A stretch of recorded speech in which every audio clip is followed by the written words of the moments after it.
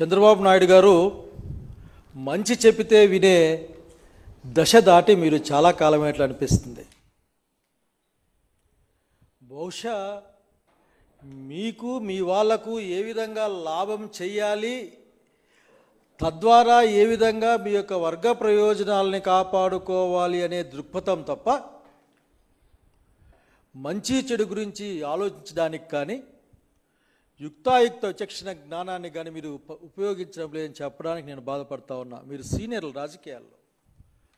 ప్రతి medical college seat పైన 1,50,00,000 రూపాయలు ఖర్చు పెట్టి భారతదేశాన్ని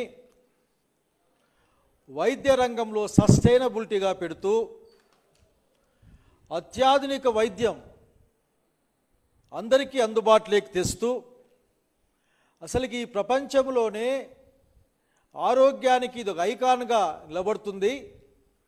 తద్వారా వివిధ దేశాల నుంచి కూడా ఈ దేశానికి ఆరోగ్యం కోసం వస్తారు. తద్వారా కూడా భారత ప్రభుత్వానికి భారతదేశానికి మానిటరీ బెనిఫిట్ ఉంటుంది అని చెప్తూనే అసలుకి మీకు అర్థం కానిది ఒకటే, మీరు ఇవన్నీ చూడరు. ఎందుకంటే మీకు అట్లా దృష్టి ఉండదు మీ దగ్గర. మా దగ్గర చిన్నప్పుడు చూసేవాళ్ళం, అయ్యో దగ్గర అడ్డం కట్టేవాళ్ళు, కంటికి కనిపిస్తుంది ట్యూబులర్ విజన్ లాగా. ఇంకేం మాట్లాడడానికి లేదు అక్కడ. బాబు గారు మీరు ట్యూబులర్ విజన్లో పడిపోతూ ఉన్నారు. వైద్య విద్య అందుబాటులో అందరికీ ఉండాలి, అక్రాస్ ద నేషన్, కులాలకి మతాలకి కాకుండా భారతీయులందరూ కూడా ప్రభుత్వమే విద్య అందించాలి, అది వైద్య విద్య అని నిన్న క్యాబినెట్ తీర్మానం ఫేజ్ 3 కింద చెప్పిన సంగతి మీకు గుర్తు చేస్తా ఉన్నాను. ఎందుకంటే నిన్నంతా విన్నాం. లోకేష్ బాబు గారు, నేను అబ్బాయి గురించి పెద్ద మాట్లాడుకోవాలి, ఎందుకంటే ఇంకా హీజ్ లెర్నింగ్. కాకపోతే మంచి విషయాలు నేర్చుకోమని చెప్తా ఉన్నా.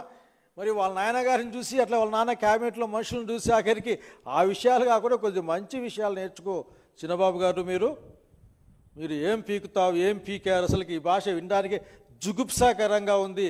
ఈ మాట చెప్పడానికి నేను బాధపడతా ఉన్నా.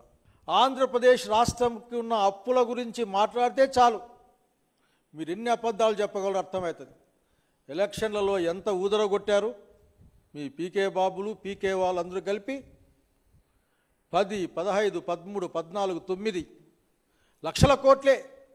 తీరా మొన్న శాసనసభలో ఆర్థిక శాఖ అని చెప్తా అన్నైనా ఇంత లేవా, జగన్మోహన్ రెడ్డి గారు 3 లక్షల కోట్ల లోపలే అప్పు చేసి అన్ని అప్పులు చేస్తున్నారు, మేము మాత్రమే గొప్ప కాబట్టి అప్పు పుట్టని రాష్ట్రానికి ఈ సంవత్సర కాలంలో 2 లక్షల కోట్ల పైగా అప్పులు తెచ్చాం కానీ లెక్కలు చెప్పమని మీరు మొన్న చెప్పారు.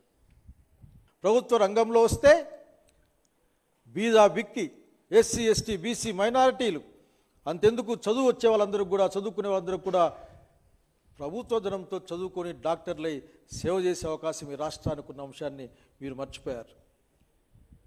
మీకు అర్థం కాదు. ఎందుకంటే ఇప్పటికే మీ యొక్క చేతిలో పడి ఆంధ్రప్రదేశ్ విద్యారంగం నాశనం అయిపోయింది. మొన్న మీ ఎమ్మెల్యేలు ఎమ్మెల్సీల ఆ మీటింగ్లో స్కిట్ వేసుకున్నారు, ఇది మందే, ఇది మందే, ఇది మందే అని గుర్తెచ్చుకొని నవ్వారు. మీరు పగలబడి నవ్వారు.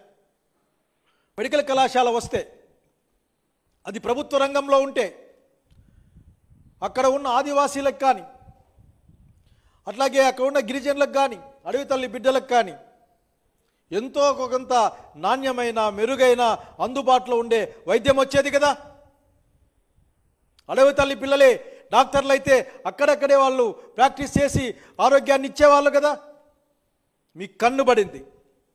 ఎక్కడ సంపద ఉంటే దాని మీద మీ కన్ను పడుతుంది. దానికి రకరకాల పేర్లు చెప్తారు మీరు.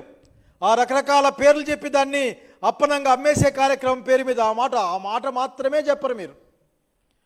33 ఏళ్ళు ఆయన లీజుకి ఇస్తాడట, కావాలంటే మరొక 30 ఏళ్ళు పెంచుకునే అవకాశం ఉందట.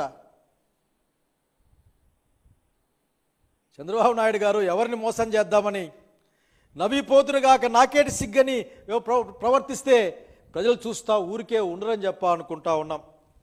మీరు లాభాల కోసం, మీ వాళ్లకు లాభాలను అప్పగించడం కోసం మీరు అనేకమైన కార్యక్రమాలని ప్రజలకి వ్యతిరేకంగా చేస్తూ ఉన్నారు. ఇదేం చూస్తూ ఊరుకోవడానికి ఆంధ్రప్రదేశ్ రాష్ట్రం సిద్ధంగా లేదు. ఖచ్చితంగా మీ నిర్ణయాన్ని వెనక్కి తీసుకునేలా చేస్తుంది.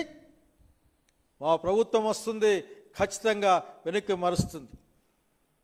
ఒక్క మాట చెప్పాలనుకుంటున్నాను బాబు గారు, బాగా మీరు వినండి. మీరు మీ వాళ్ళు వినాలి, వినకపోతే ఇబ్బంది. ఎందుకంటే తెలిసిన వాళ్ళు కానీ, పిల్లలు కానీ, దారి తప్పేటప్పుడు సమాజం కొన్ని మంచి మాటలు చెప్పి సరిదిద్దే కార్యక్రమం చేయాలి. భాస్కర శతకంలోని ఒక పద్యం నాకు గుర్తుకొస్తా ఉంది. బాబు గారు, కారే రాజులు రాజ్యముల్ గర్వోన్నతిని పొందిరే వారేరి సిరిన్ మూటను గట్టుక పోజాలిరే, ఇంకా ఉంది సిబి. ఇది this is the gist, first 2 లైన్లు. ఇది చాలామందిని ఈ భూమి చూసింది. చాలామంది రాజులు మమ్మల్ని మించిన వాళ్ళు లేరనుకున్నారు. చాలామంది నియంతలు కూడా ఆఖరికి మమ్మల్ని మించిన వాళ్ళు లేరనుకున్నారు. వాడు కూడా మంచి చేసింటే, జగన్మోహన్ రెడ్డి లాగా మంచి చేసింటే మంచి జనాల్లో మాట్లాడబడుతుంది, లేకపోతే కాల గర్భంలో కలిసిపోతారన్న సంగతి నేను చెప్పిన మాట కాదు, భాస్కర శతకులు చెప్పిన మాట.